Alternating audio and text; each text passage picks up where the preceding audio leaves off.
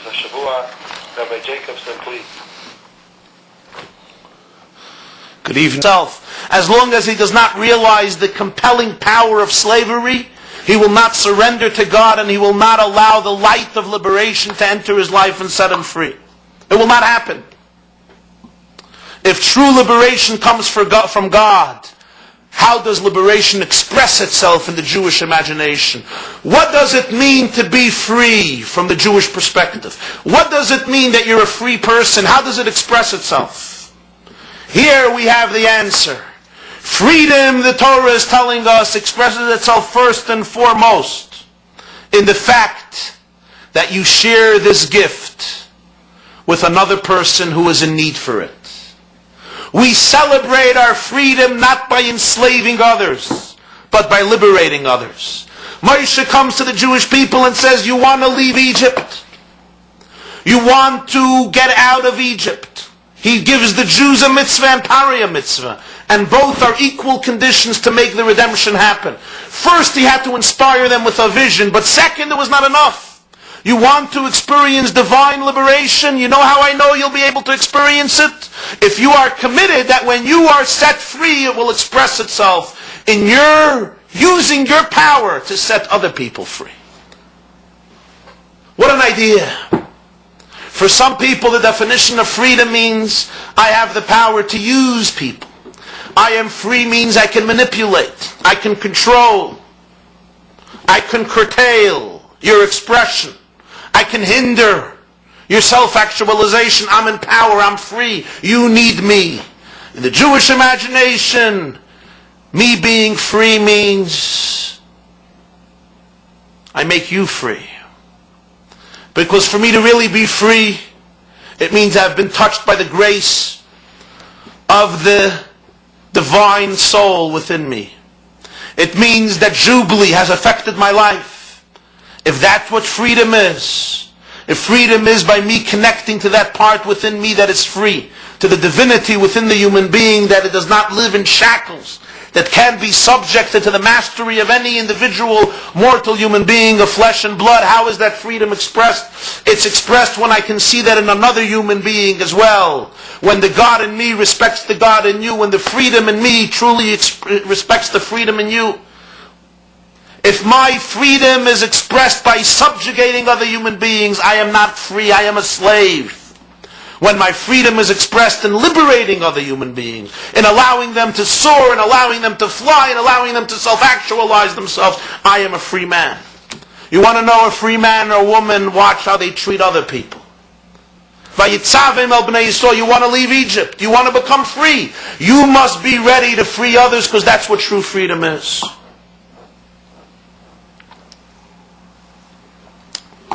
And here in Jewish history, we encounter something extraordinary, indeed, and that is, the Gemara says, in Psachim, Daf Pei Zayin Amid Beis, three things returned to their original state. One of them was Kesef Mitzrayim.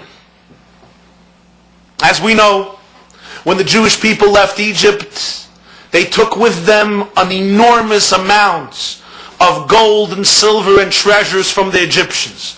Gold and silver and clothes and who knows what more. The Gemara describes the enormous quantities of treasures the Jews took with them from Egypt. Says the Gemara in Psachim, it went back. When did it go back? After Shlomo HaMelech's death. In the time of Rechavam, Bar Shishak Melech Mitzrayim V'Notloi. The king of Egypt, his name was Shishak, came to Jerusalem and he took back the treasures.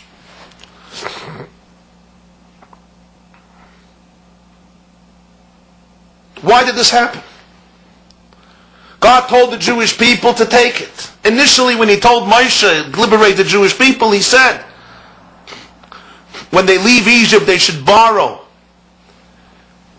treasures and clothes from the Egyptians. In fact, he told Abraham, Avram Avinu, and Lech Lecha, V'acherechein yetzu b'rechush gadol, they're going to leave with an enormous treasure. Rechush gadol, enormous amount of possessions. Why was it taken from them? So you may say, well, it belonged to them. The Jewish people took it from them. But one second. We know that the Rakat Shava, what the Sifri writes in Parshas Re'eh. Namely, that the reason Hashem wanted the Jewish people to leave Egypt with large possessions was connected to what we call Hanukkah. And here we're introduced to another law. The halacha is, the Torah says, when the slave leaves after 6 years, the master is obligated not just to send them off, but to give him a large gift. It's called Hanukkah. Hanektanik, give him a gift. Show appreciation. He worked for you. Don't just send them off, you're free. Give him a large sum. Give him a large gift. The Jewish people slaved away in Egypt not for 6 years. They were there for 210 years. They changed its society. Don't just send them away. Give them a large gift. So when the Egyptians gave them all of this, it had the legal idea of Hanukkah, the idea what we want to instill within the Jewish heart, that every servant who leaves, he must give him a gift, Hanukkah. If that's the case, why was it taken back? What happened? The Rogatchover gives us tells us quite a novel idea. He says, look in Yirmiyah Perek Lamed Gimel, Perek Lamed Dalet. The prophet Jeremiah in chapter 34 rebukes the Jewish people very sharply. And he tells them something that we must recall in this discussion. He tells them like this: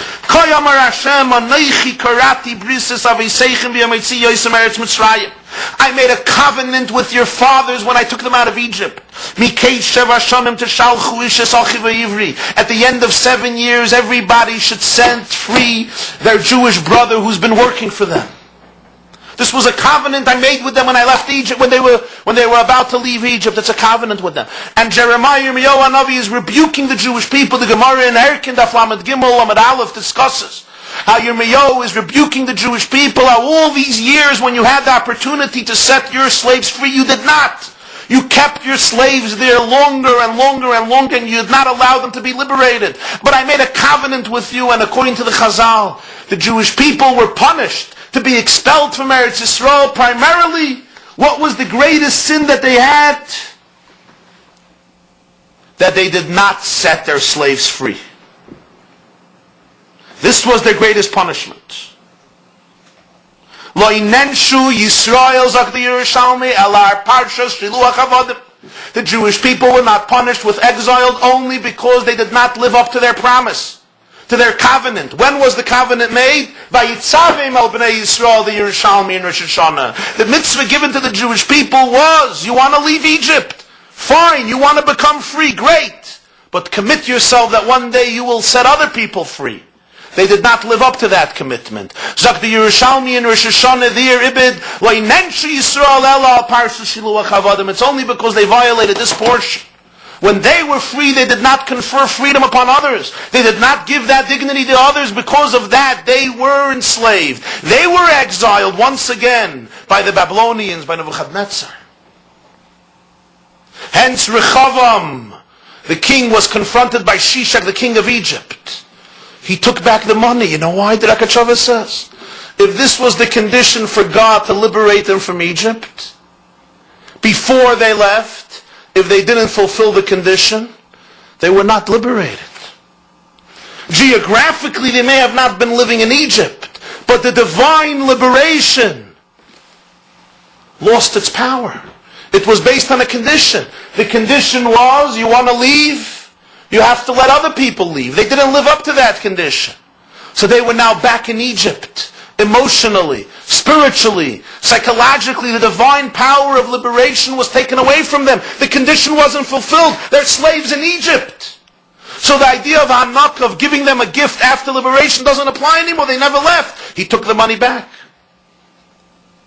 And this is also the explanation the Gemara tells us in Sanhedrin. Daf Tzadik Aleph, the story with Gviya ben Psisa, the Egyptians came to Alexander the Great. Alexander Magdon, Alexander of Macedonia. They came to Alexander the Great demanding the money that the Jewish people stole from the Egyptians when they left Egypt. So Gviya ben Psisa, one of the Jews, confronted them and said, what are you talking about? They said, look, in your Bible, in the book of Exodus, in Parashas Bo, it tells us how much silver and gold and other possessions you took from Egypt. Give it back to us. So Gviya ben Psisa told them, he said, 1 second. We were slaves by you for centuries. Did you pay us? You never paid us a dime for all the work we did. Pay us that money. And let's match it up. And you'll see it won't be the same.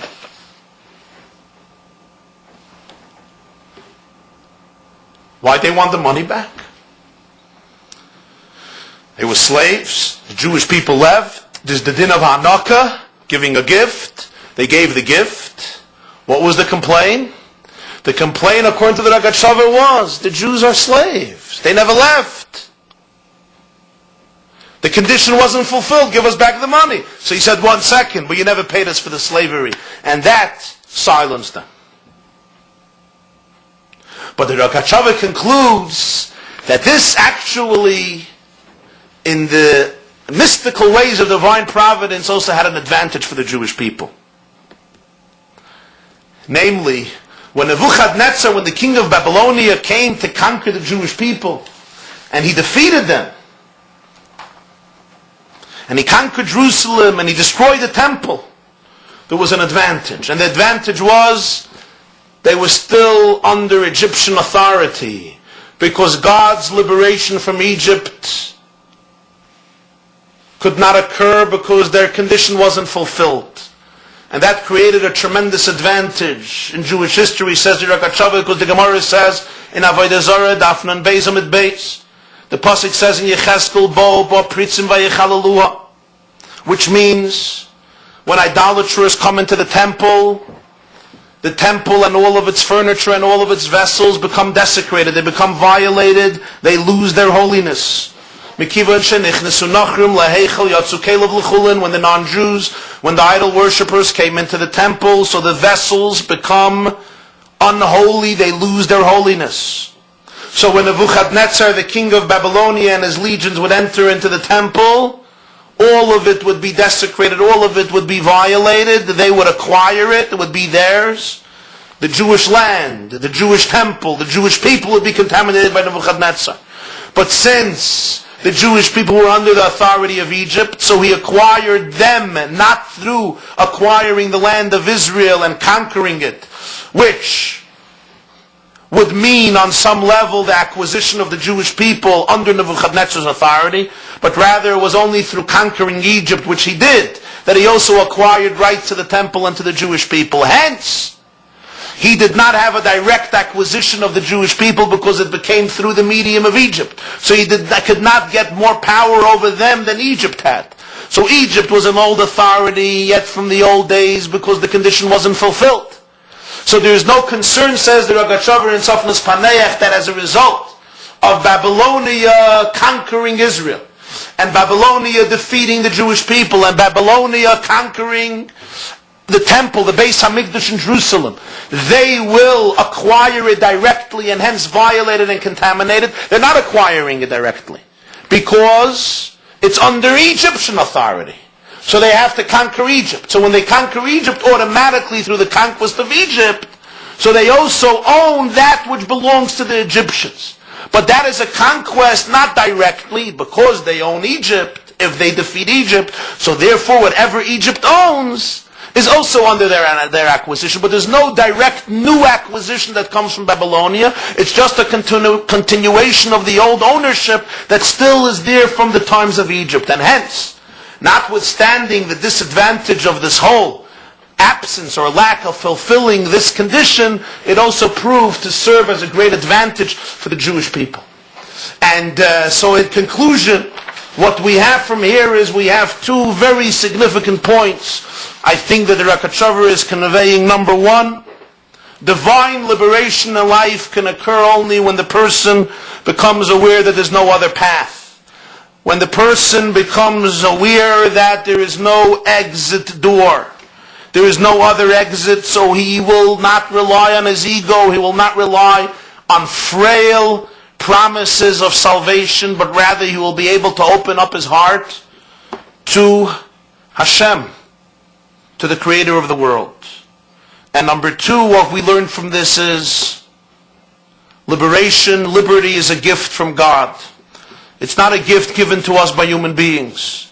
It's not even a gift given to us by our community, by our teachers, by our educators, not even by our families.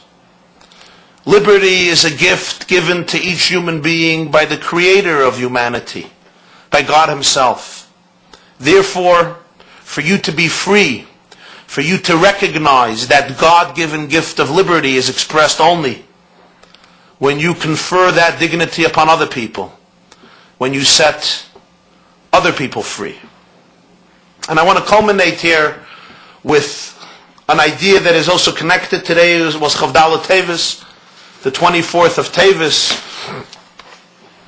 the yahrzeit of the Alter Rebbe. The Alter Rebbe, Rabbi Shneur Zalman of Liadi, the founder of Chabad Chassidus, passed away on Mitzvah Shabbos, the 24th of Tevis, Tov Kuf Ayin Gimel. The year was 1812. And in the days of the Alter Rebbe, in the times of the Alter Rebbe, there was a debate. The Hasidic tradition, as it was articulated in the works or in the style, the lifestyle of the Baal Shem Tov and the Maggid of Mezrich, the first two generations of Hasidic masters, and by most of their students after their passing, was quite different than the system articulated and developed by the Alter Rebbe through Chassidus Chabad. Namely, the social contract, if I may, of the Hasidic communities was intricately connected through a bond of inspiration, faith, camaraderie, love, generated by the presence, by the spiritual aura, by the profound charisma, and by the sanctity of the tzaddik, of the Rebbe, who was leading his community.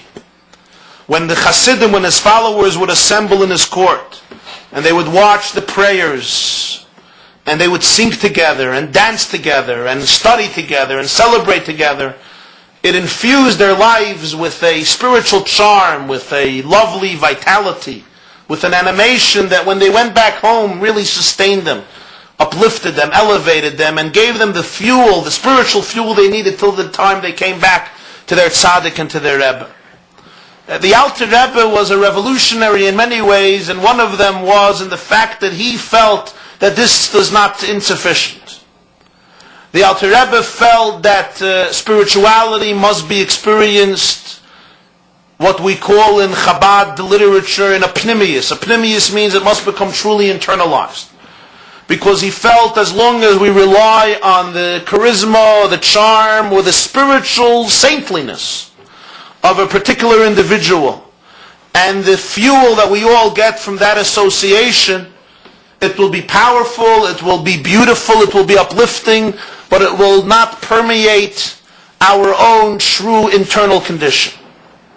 And hence he instructed, and he spent thousands of hours delivering profound, elaborate, explanatory discourses, writing books, and asked from his chassidim that even if they come visit him, they must spend hours in learning and studying and meditation and prayer and discussion in order to internalize the ideas, in order to make them, the ideas, their own. It must be their own spiritual experience.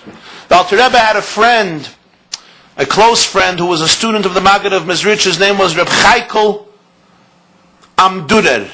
Reb Chaikel of Amdur. And Reb Chaikel of Amdur had a chassid, a follower, who davened in the same shul, like together with a chassid, a follower of the Alter Rebbe. And the chassid of the Alter Rebbe once came to his Rebbe, the Alter Rebbe, and he began lamenting the fact.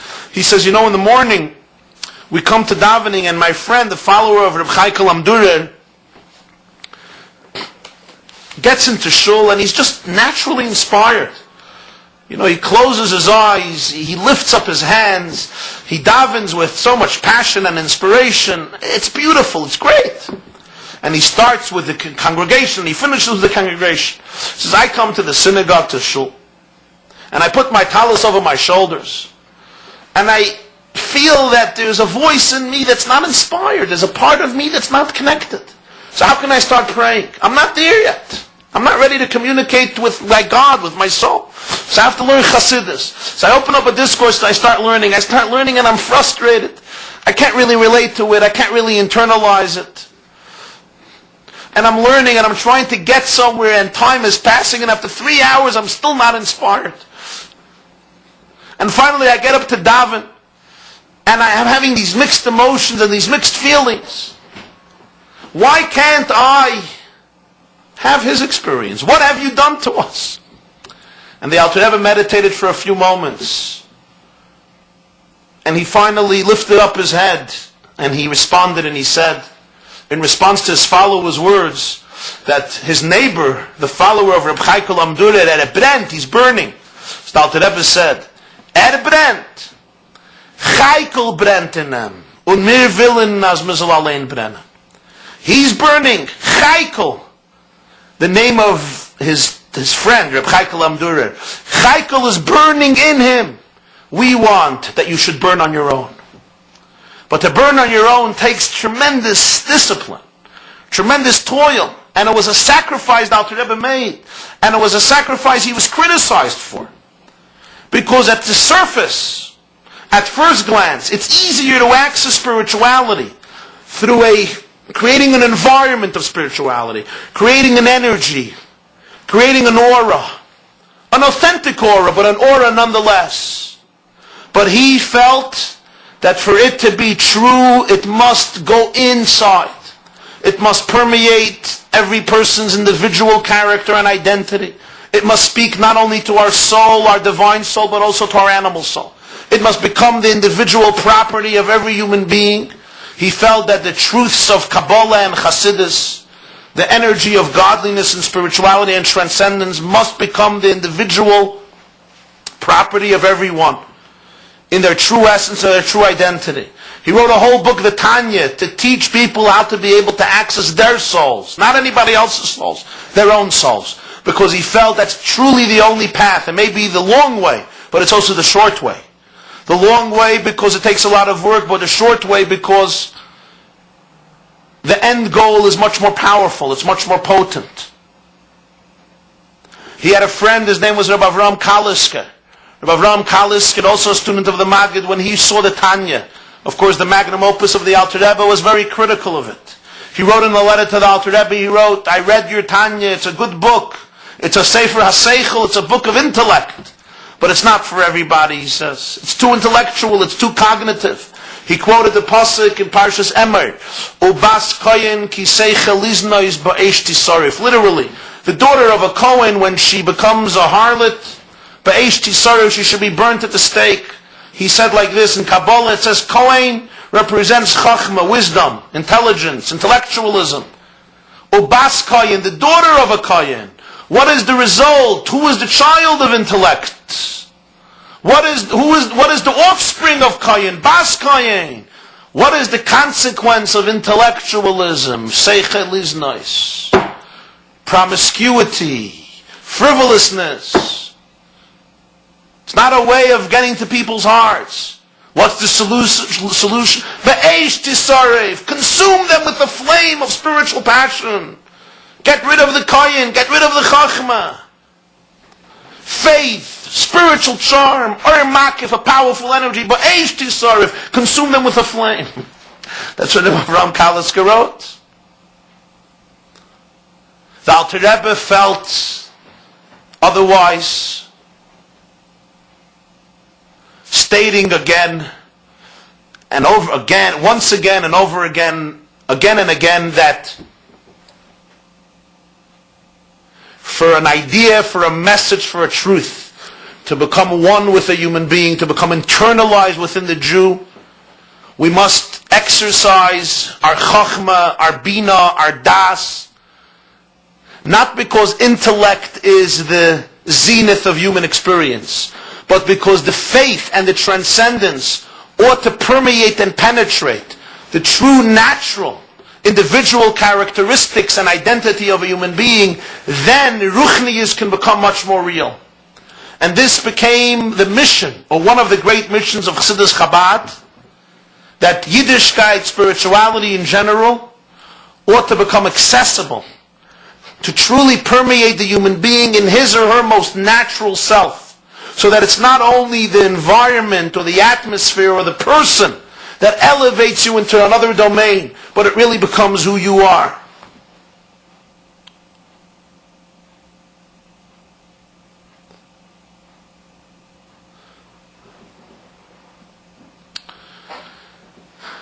And in many ways, this reflects the message we've been discussing this evening, that freedom is not a privilege of a few. True freedom is the privilege of every individual. It's a privilege of Hashem, and therefore if you're free, you set other people free. And in that sense, as the Alter Rebbe would say and explain, that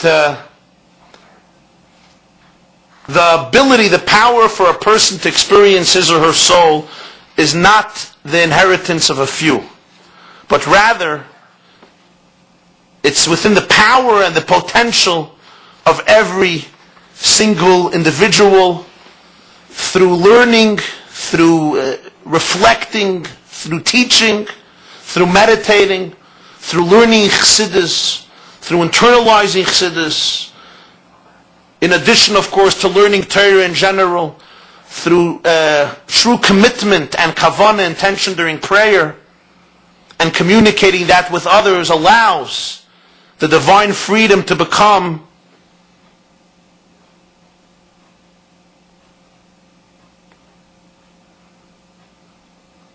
part of the life of every individual. Have a wonderful evening. Rabbi Jacobson for the shiur. Again, tomorrow at 1 o'clock, Rabbi Jacobson will be giving a shiur in Hebrew on a different topic on the Parsha. Following the shiur, I believe Rabbi Jacobson is still up to do some questions that came in during the shiur, as well as some that are coming in right now that people may want to have clarified. Before I hang up, you should ask Rabbi Jacobson again and talk tomorrow. Good night. A few questions that came in. We went a little longer than usual, so we'll just take a few brief questions.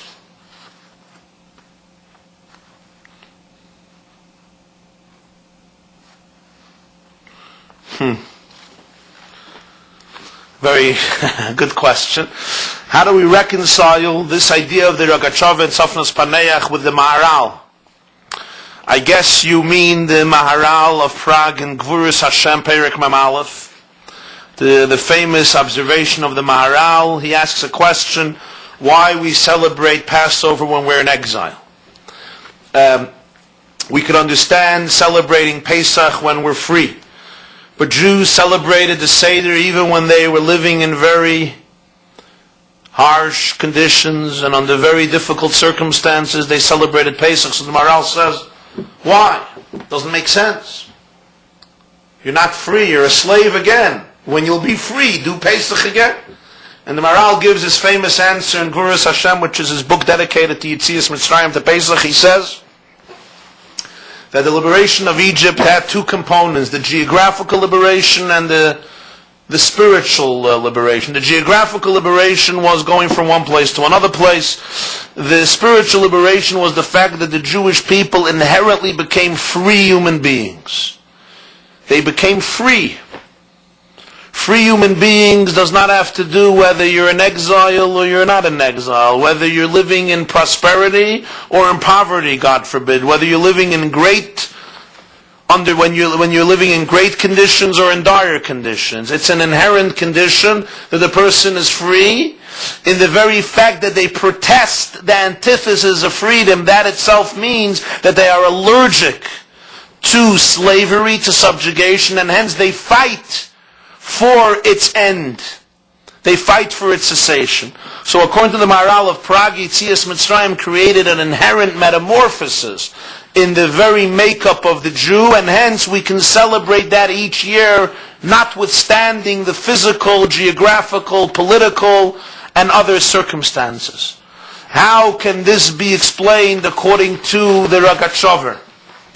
It's a good question, and I don't have an answer. I mean, whether the two can be reconciled, I am not sure. The Rogatchover clearly says here that by not living up to their obligation, their condition as servants to Egypt was restored. whether we're going to say that perhaps since they were punished in the times of Yirmiyah Hanavi, as I said earlier, in the times of Nebuchadnezzar, they were expelled from their land, so the punishment, like all punishments, are not there to punish, but to cleanse, to remove, if maybe that restored their condition once again to free individuals. I'm not sure. He doesn't discuss that. But I'm not sure that the perspective of the Maharal and the perspective of the Rogatchover can be reconciled. It remains a question. Perhaps it's just two diverse or paradoxical perspectives. But very good point. The next question.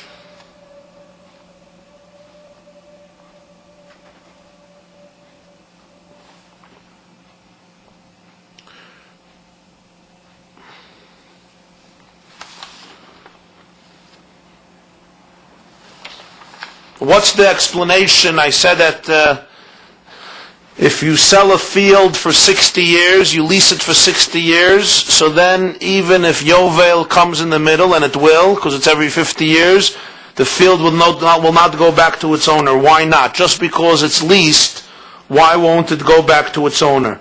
Well, I quoted the Gemara Bab Metzia. We learned it out from a pasuk. It says, "Va'aretz lo yisimacher litzmisus," meaning that the earth cannot be sold for eternity, and if you sell it, it will be relinquished during Yovel. So the Gemara says, from this pasuk we learn, Yovel applies only if there was tzmisus, which means if you sold it for good, Yovel will give it back to you. But if you didn't sell it for good initially, there's no source that Yovel will do the trick. So we learn it out from a pasuk. What's the explanation in it? The explanation in it is, the Rogatchover says that Yovel can only work if the very substance of the property belongs to him. Then God's power, Afkata, the Malka, will relinquish the ownership. But when the field doesn't really belong to you, you only have the rights to use it for a certain amount of years, so he won't relinquish the ownership from you. It doesn't really belong to you. It's only leased to you. So there's no real relinquishing of ownership. There's no real relinquishment of ownership because you only have the rights to use it. You don't have the very field here, so it doesn't apply to that, as we learned from the pasuk Litzmisus. On a deeper level, he says two words. The Rogatchover says two words. He says, Rak kel yachol shayach zeh, which means only God, who is omnipotent, is capable of this. Now, what exactly this means? I mean, there's a discussion elsewhere in Tzofnas Paneach in Parshas Bereishis about this. In the footnotes to Tzofnas Paneach and Ve'era, he sends us to Parshas Bereishis. But I'll just say one insight in this, and that is when the field doesn't really belong to you, we don't really recognize the power of God in liberating it. Because it anyway doesn't really belong to you. It's not totally yours. When the field is totally yours, then God's power can come and take it. Because it was totally yours, so the Creator now takes it. Because He owns the world. When the field is not really yours, in Hashem taking it, we don't really recognize the divine contribution here. Because it's anyway not really yours. You're just using it. It's just leased. So we don't recognize His power. So let's put it differently. In order for something to be liberated through the grace of God, we must recognize God. And since when it's partially relinquished even without God, we don't recognize the hand of God, so the hand of God can't really play its full role here because we are not totally open, we're not totally conscious of it. And spiritually we understand that very clearly. As long as the person doesn't recognize the need for God, the hand for God in liberating themselves from their darkness, they will not be able to experience that hand of God. They will actually block it. So that's, I think, one dimension, at least, in understanding this explanation. Next question. Okay, this will be the last question.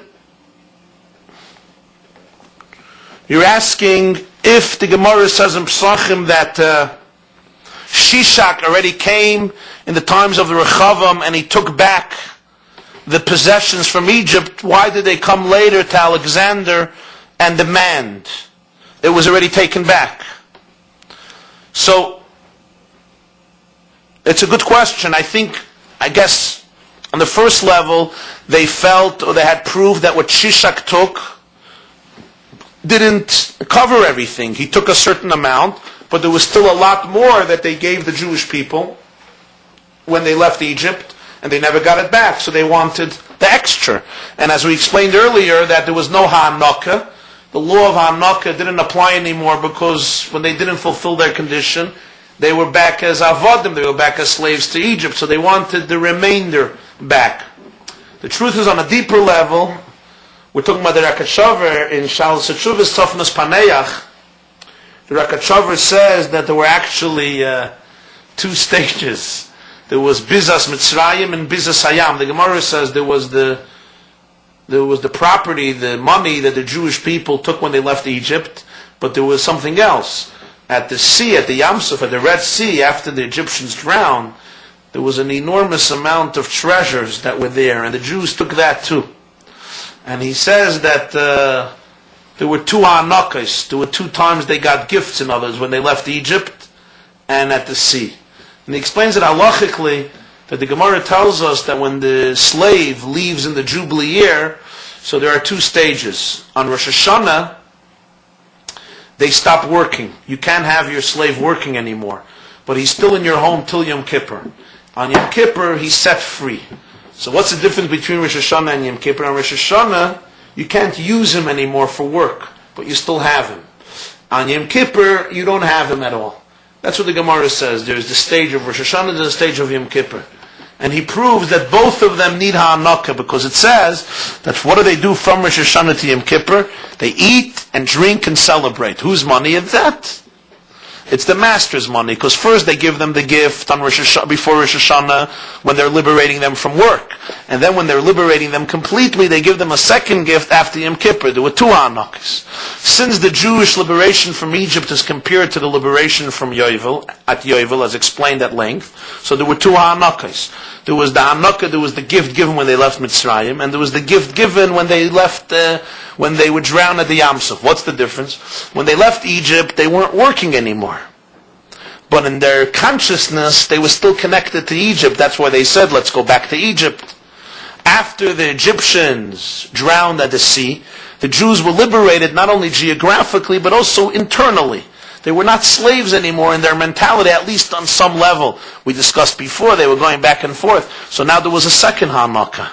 There was a second set of gift. So the Rakashover Tainas, that Shishak, the king of Egypt, when he came, he took back the ha'anaka from Bizas Hayam.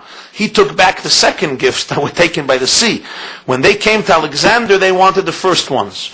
And he goes in his own style, his own extraordinary, ingenious, and brilliant style.